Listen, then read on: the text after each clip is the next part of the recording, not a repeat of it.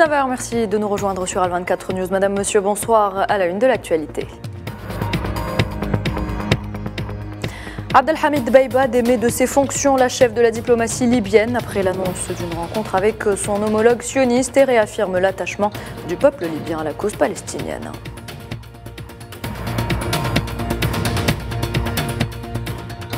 Mobilisation populaire au Niger. Les Nigériens demandent le départ des troupes françaises alors que les craintes restent présentes concernant une éventuelle intervention militaire dans le pays.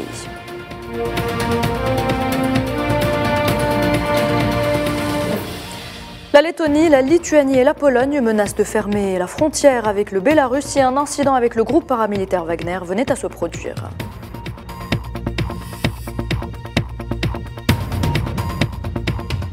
Et puis les relations entre Pékin et Washington semblent montrer un signe d'apaisement. Les représentants des deux nations s'engagent à renouveler le dialogue en matière économique et commerciale.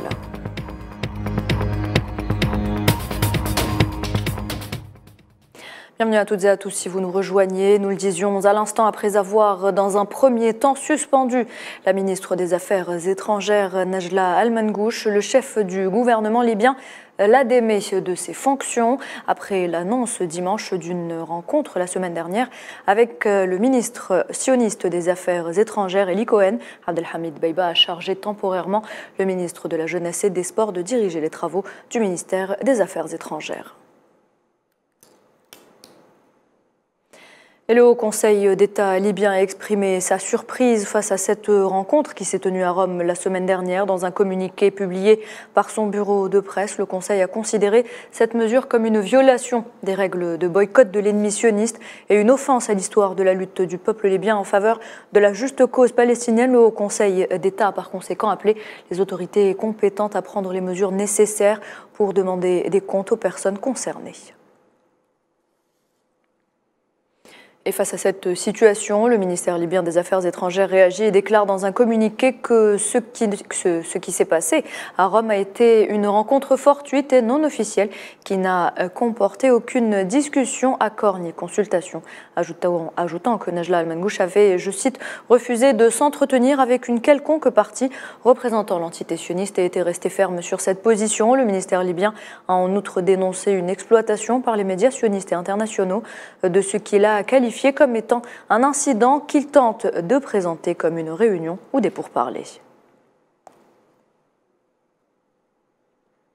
Et dans ce contexte, des mouvements de protestation spontanés ont éclaté dimanche à Tripoli, devant le siège du ministère des Affaires étrangères dans plusieurs banlieues de la capitale, en signe de refus d'une normalisation avec l'entité sioniste. Les manifestants ont coupé les routes, brûlé des pneus et brandi le drapeau palestinien, réaffirmant l'attachement du peuple libyen à la cause palestinienne et réclamant la démission donc de Najla Al-Mangouche.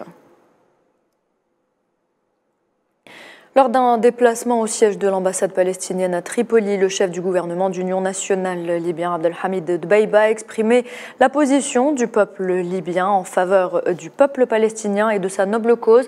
Dbeibah qui a par ailleurs réaffirmé la profondeur des relations bilatérales entre les deux pays et que le peuple libyen se tient aux côtés du peuple palestinien à travers le rejet catégorique de la normalisation avec l'entité sioniste.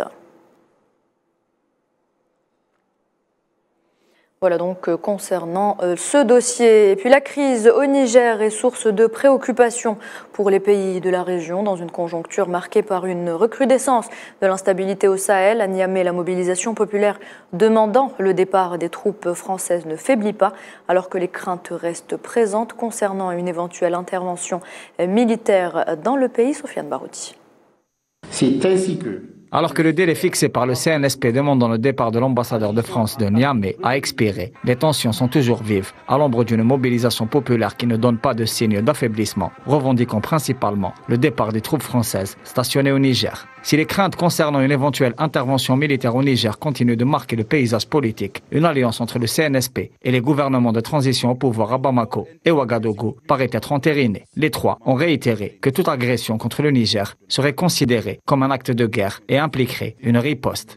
Pour rappel, la situation dans la région du Sahel est marquée par la prolifération des groupes terroristes qui pourraient être dynamisés par le recours à la violence. Dans ce sillage, une opération conjointe aurait permis l'élimination de plusieurs chefs terroristes dans la zone des 3 frontières, particulièrement touchée par ce fléau.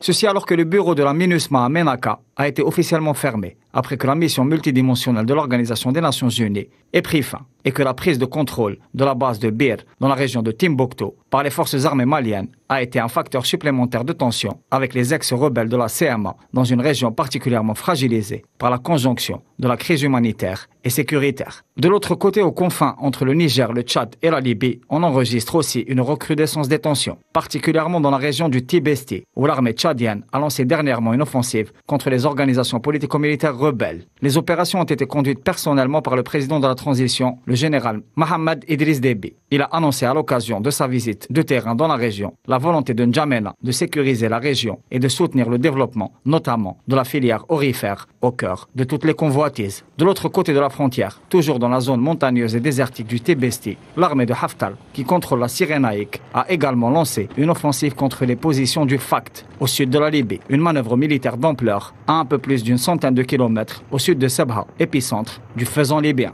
Dans une conjoncture trouble et marquée par de nombreuses incertitudes et préoccupations, beaucoup d'observateurs voient se mouvoir l'ombre de la France qui subit un échec stratégique dans la région du Sahel et qui aspire à trouver le moyen de se redéployer ou du moins de se sortir avec les moindres maux d'un chaudron africain en manifeste ébullition. Et lors de la conférence annuelle des ambassadeurs organisée à l'Elysée ce lundi, Emmanuel Macron a défendu le maintien en poste de l'ambassadeur à Niamey, alors que la France ne reconnaît pas la prise de pouvoir par les militaires qui demandent son départ. Je pense que notre politique est la bonne. Elle repose sur le courage du président Bazoum, sur l'engagement de nos diplomates, de notre ambassadeur sur le terrain, qui reste, malgré les pressions, malgré tout et malgré toutes les déclarations d'autorité illégitimes, grâce à l'engagement de nos forces de sécurité intérieure et de nos militaires. Engagés, il ne faut pas céder à un narratif utilisé par les putschistes qui consisterait à dire notre ennemi est devenu la France. Le problème des Nigériens aujourd'hui sont des putschistes qui les mettent en danger parce qu'ils abandonnent la lutte contre le terrorisme, parce qu'ils abandonnent une politique qui était bonne économiquement pour eux et qui sont en train de perdre tous les financements internationaux qui étaient en train de leur permettre de sortir de la pauvreté. Et toujours lors de cette conférence, Emmanuel Macron a incité les chefs de la CEDEAO à poursuivre leur élan vers une intervention militaire au risque de subir le même sort que Mohamed Bazoum. Et donc notre politique est simple. On ne reconnaît pas les putschistes. On soutient un président qui n'a pas démissionné, aux côtés duquel nous restons engagés. Et nous soutenons l'action diplomatique, et quand elle le décidera, militaire, de la CEDEAO. Je pense que tous les présidents de la région sont à peu près conscients du destin qui leur sera réservé. Et la faiblesse que d'aucuns ont d'ailleurs montrée à l'égard des putschs précédents a nourri des vocations régionales. Il y a une épidémie de putsch.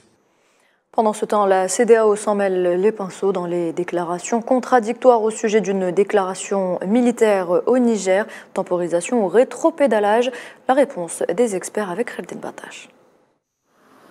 La CEDEAO a-t-elle réellement les moyens d'intervenir militairement au Niger? Une question qui s'est posée dès les premiers jours de la crise au pays, lorsque les chefs d'État du bloc ouest-africain ont annoncé vouloir intervenir militairement pour rétablir l'ordre constitutionnel au pays.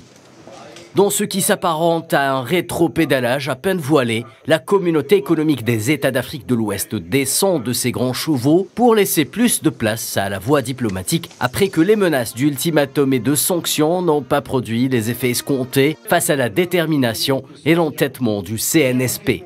Omar Alieu Touré, président de la commission de la CEDEAO, espère que les efforts diplomatiques produiront les résultats souhaités et rendront inutile le déploiement de la force. Selon les experts, une mobilisation militaire de la CEDEAO est peu probable. Il ne reste donc qu'à sauver la face en recourant au dialogue.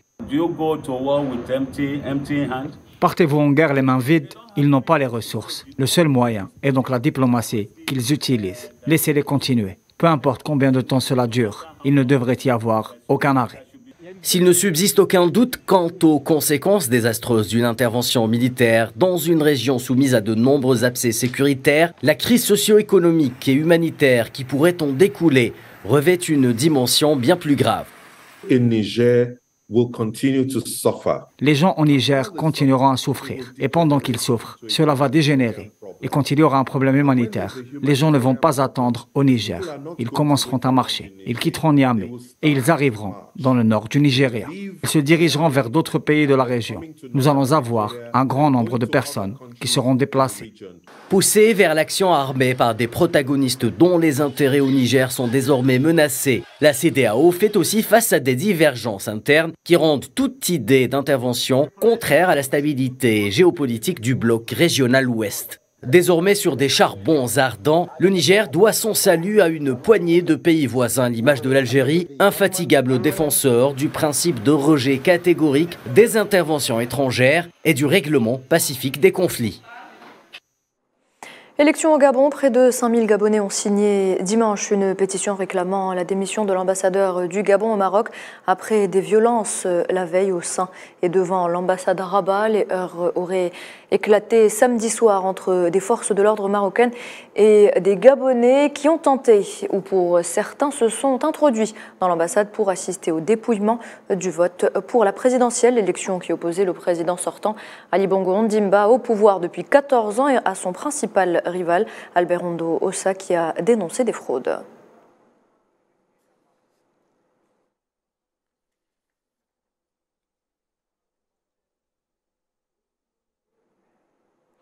Direction le Mali à présent, lors de sa prise de parole à l'occasion d'une session Conseil de sécurité consacrée donc à la situation au Mali, l'émissaire onusien Kassem Wayne a déclaré qu'il était nécessaire de respecter les termes de l'accord d'Alger qui demeure la pierre angulaire quant à la stabilité durable dans le pays, y compris en ce qui concerne les opérations de retrait de la MINUSMA dans différentes régions, dans différentes bases où elle était installée. La mission continue à encourager les parties à parvenir à un accord pour éviter des incidents inutiles dont les conséquences pourraient être considérables. De tels incidents compliqueraient en effet le processus de retrait, affecteraient négativement le travail des entités onusiennes après la clôture de la mission et compromettraient sérieusement les perspectives de reprise, la mise en œuvre de l'accord de paix qui est une pierre angulaire de la stabilisation à long terme du Mali. Et puis cette annonce faite par la Lettonie, la Lituanie et la Pologne, membres de l'Union européenne et de l'OTAN, qui partagent une frontière avec le Bélarus. Les pays sont de plus en plus préoccupés par la sécurité de leurs frontières depuis que des centaines de paramilitaires du groupe Wagner sont arrivés au Bélarus à l'invitation du président Alexandre Loukachenko, des frontières qui seront entièrement fermées par les États baltes si un incident venait à se produire.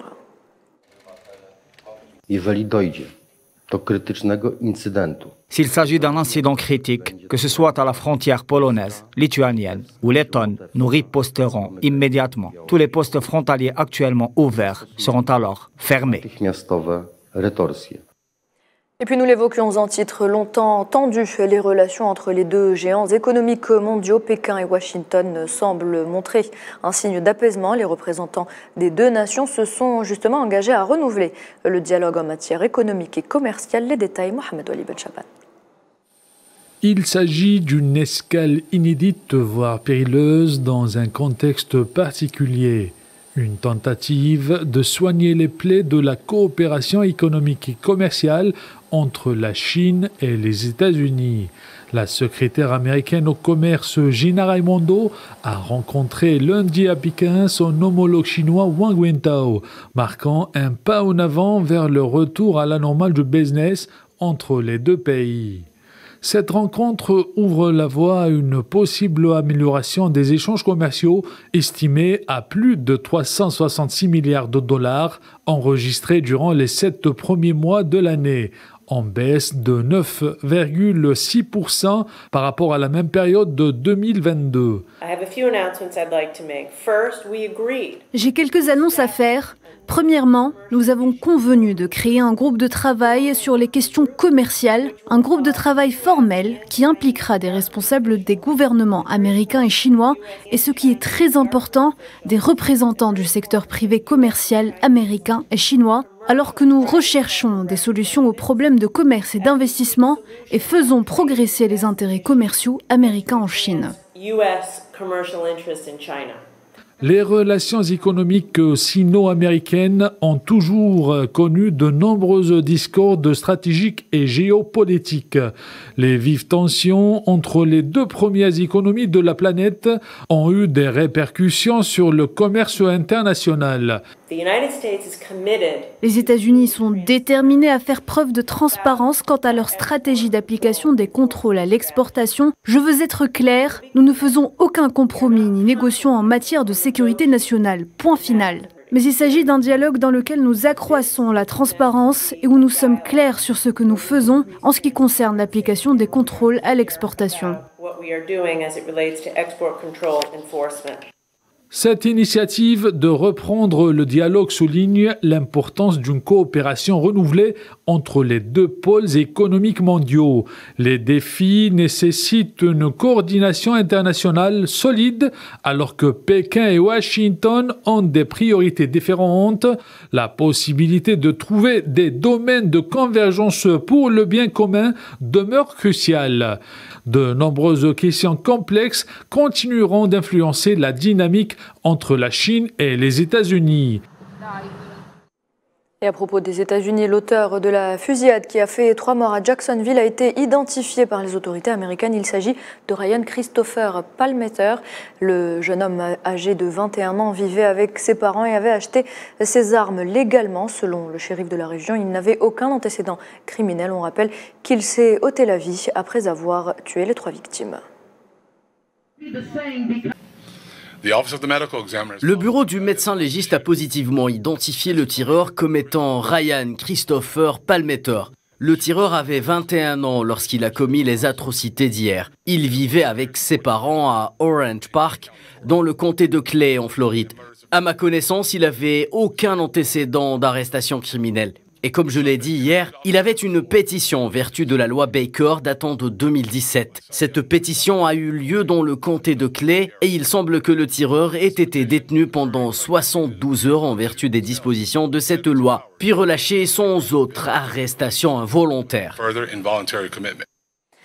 Et on passe au sport pour parler des championnats d'Afrique d'athlétisme qui se sont donc tenus à Budapest. La Palme d'Or revient au Kenya qui a raflé 11 médailles d'or, principalement dans les épreuves de course de fond et de demi-fond. En plus de l'or, le pays a également remporté 6 médailles d'argent et 2 de bronze, 19 médailles au total pour le pays. Salah Faisal.